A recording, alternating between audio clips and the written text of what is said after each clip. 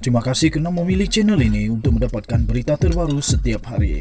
Bagi anda yang pertama kali berada dalam channel ini, sila pertimbangkan untuk tekan butang like, subscribe dan komen video ini untuk penambahbaikan pada video akan datang. Berita politik, berita semasa.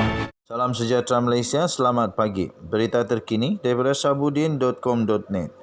Bertajuk, jika pindaan perlembagaan UMNO ditolak ROS, ini masa terbaik untuk Zahid Hamidi undur diri. Semalam, Jabatan Pendaftar Pertubuhan atau ROS memaklumkan bahawa keputusan sama ada pindaan perlembagaan UMNO akan dilulus atau ditolak bakal diketahui selewat-lewatnya pada 16 Julai. Pemakluman ROS itu muncul berikutan tanda tanya yang kian meningkat daripada UMNO sendiri berhubung status pindaan yang diluluskan dalam PAU khas pada 15 Mei yang lalu. Pindaan itu menetapkan pemilihan UMNO hanya akan diadakan selepas 6 bulan dan bukan selepas PRU dilangsungkan. Disebut pindaan itu dibuat untuk mengelakkan berlakunya perpecahan dalam UMNO menjelang setiap kali PRU diadakan. UMNO wajib mengadakan pemilihannya setiap 3 tahun dengan tempoh lanjutan yang dibenarkan sebelum ini ialah selama 18 bulan. Tetapi dengan pindaan terbaru ini yang dilakukan oleh UMNO di bawah kepimpinan Zahid Hamidi, ia bermakna setiap PRU selepas ini mesti dilangsungkan terlebih dahulu sebelum pemilihan parti diadakan. Namun demikian, meski pindaan itu telah diluluskan, ia masih tertakluk kepada kelulusan ROS yang harus membuat keputusan sama ada menolak atau meluluskan dalam tempoh 60 hari selepas PRU khas itu diadakan. Jadi sekarang ini ramai orang, terutamanya Zahid Hamidi, amat berdebar-debar menanti keputusan ROS itu. Setakat ini jangkaan pelbagai pihak berhubung keputusan ROS itu terbagi kepada 3 kategori. Pertama, pindaan itu mendapat kelulusan ROS yang bermakna PRU 15 akan diadakan terlebih dahulu sebelum pemilihan parti. Kedua, pindaan ROS itu ditolak dan ini bererti UMNO mesti mengadakan pemilihan parti sebelum 29 Disember tahun ini. Ketiga, pindaan itu diluluskan tetapi hanya berkuat kuasa setelah UMNO mempunyai barisan kepimpinan MT yang baru. Dalam erti kata lain, UMNO mesti mengadakan pemilihan parti terlebih dahulu untuk memilih barisan MT dalam pindaan itu dan pindaan itu tidak boleh dikuatkuasakan pada PRU 15. Sebaliknya hanya berkuat kuasa pada PRU 16 akan datang. Jika pilihan pertama menjadi keputusan ROS, ia adalah suatu kemenangan kepada Zahid Hamidi dan mereka yang menyokongnya atau dikenali juga sebagai kluster Mahkamah UMNO. Keputusan itu dengan sendirinya akan menjadikan PRU 15 terpaksa diadakan terlebih dahulu sebelum pemilihan UMNO, sekaligus membolehkan Zahid Hamidi terus kekal sebagai Presiden Parti semasa pilihan raya nanti diadakan. Tetapi, jika kategori kedua atau ketiga menjadi pilihan ROS, di mana dalam kedua-dua kategori itu memerlukan pemilihan UMNO diadakan terlebih dahulu berbanding PRU 15, maka berikutan daripadanya Zahid Hamidi tiada pilihan lain melainkan perlu berundur diri secara terhormat.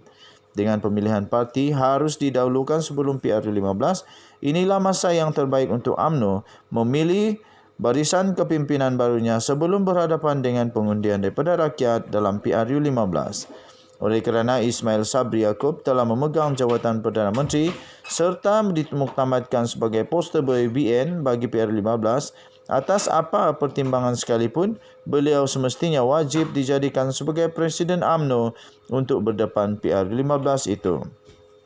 Zahid Hamidi yang bukan poster boy malah sibuk dengan turun naik mahkamah dengan sendirinya sudah tidak relevan lagi untuk terus mempertahankan jawatannya.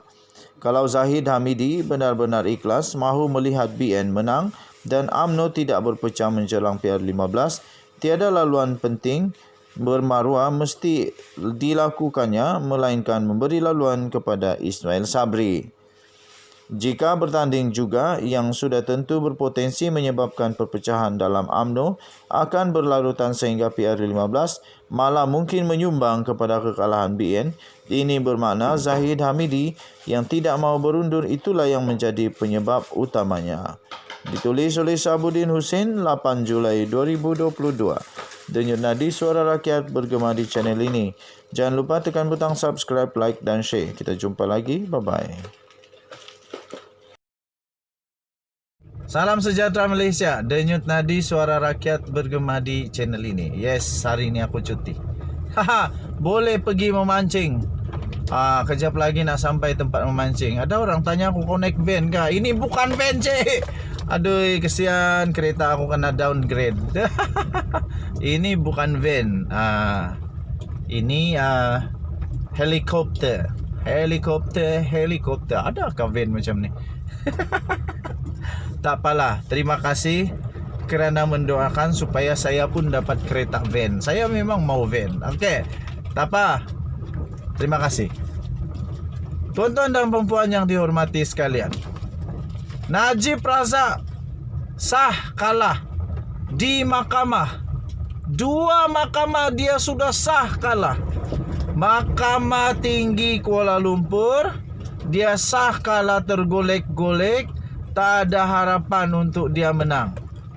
Sudah kalah. Sudah dipenjara. Sudah dipenjara 12 tahun penjara pula tu. Kesian. Dan 210 juta denda. Kemudian di dalam mahkamah rayuan dia canang-canang kata Hakim Nazlan semua dia nak masukkan bukti baru.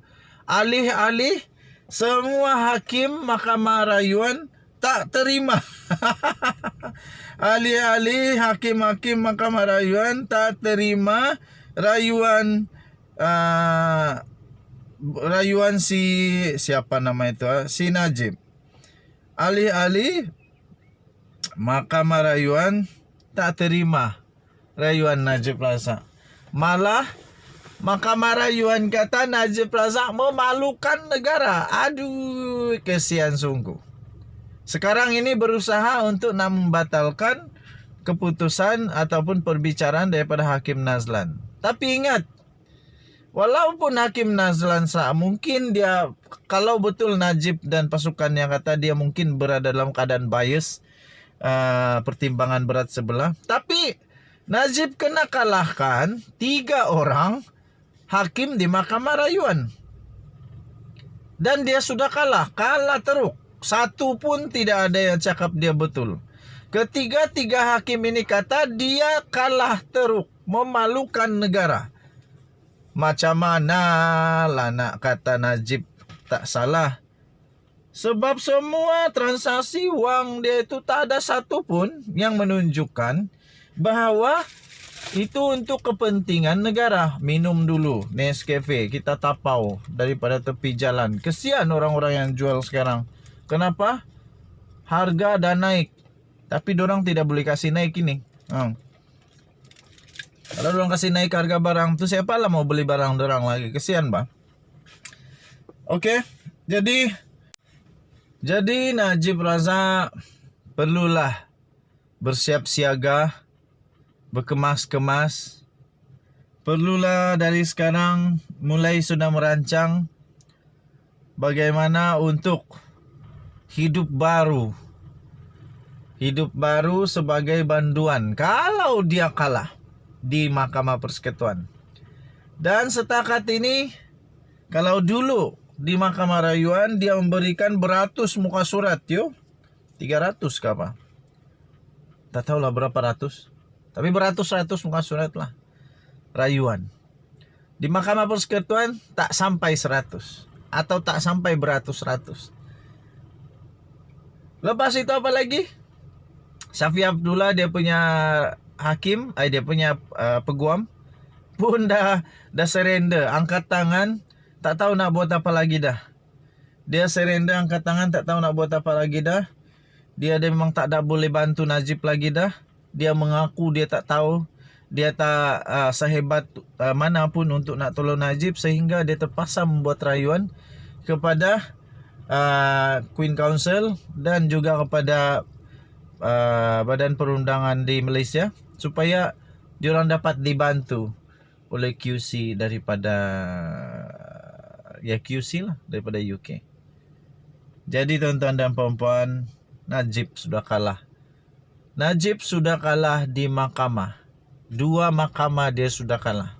Ada sesiapa nak bangkang bahawa dia sudah kalah, aku pun tak tahulah. Kamu mungkin tinggal di negara lain, di planet lain.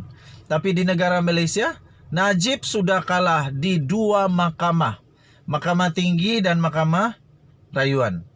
4 hakim yang arif lagi bijaksana. 4 hakim yang arif lagi bijaksana. Lepas tu beratus-ratus bukti. Wah, banyak betul bukti menunjukkan Najib Razak bersalah. Harap makcik-makcik, jangan nangis. Doakanlah kepada Najib supaya bulan 8 ini dia tak masuk penjara, jadi banduan terhormat. Kita jumpa lagi, bye-bye.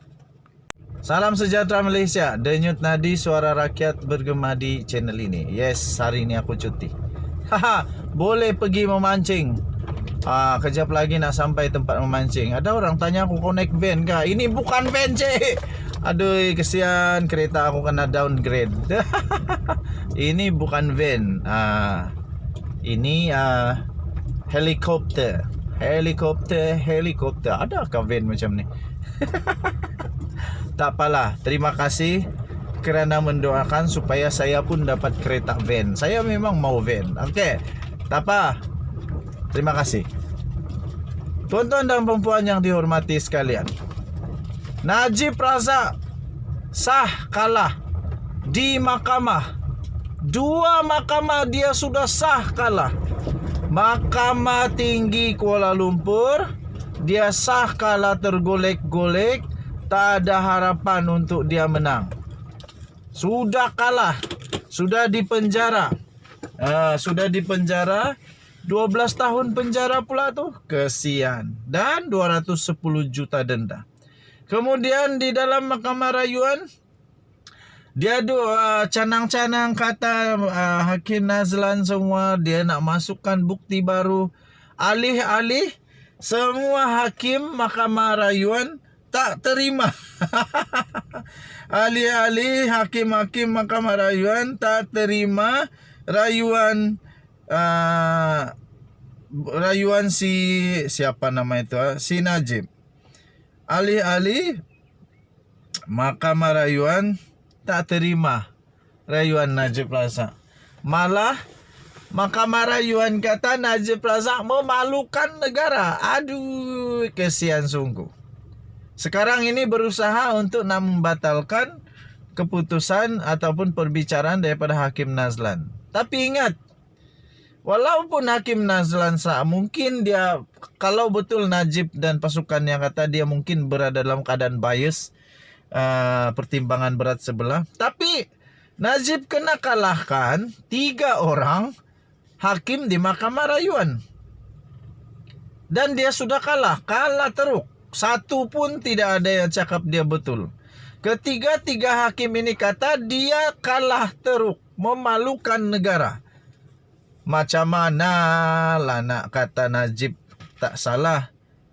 Sebab semua transaksi wang dia itu tak ada satu pun yang menunjukkan bahawa itu untuk kepentingan negara. Minum dulu Nescafe, kita tapau daripada tepi jalan. Kesian orang-orang yang jual sekarang.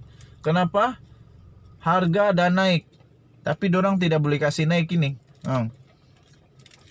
Kalau dorang kasih naik harga barang tu, siapa lah mau beli barang dorang lagi? Kesian, bah. Okey. Jadi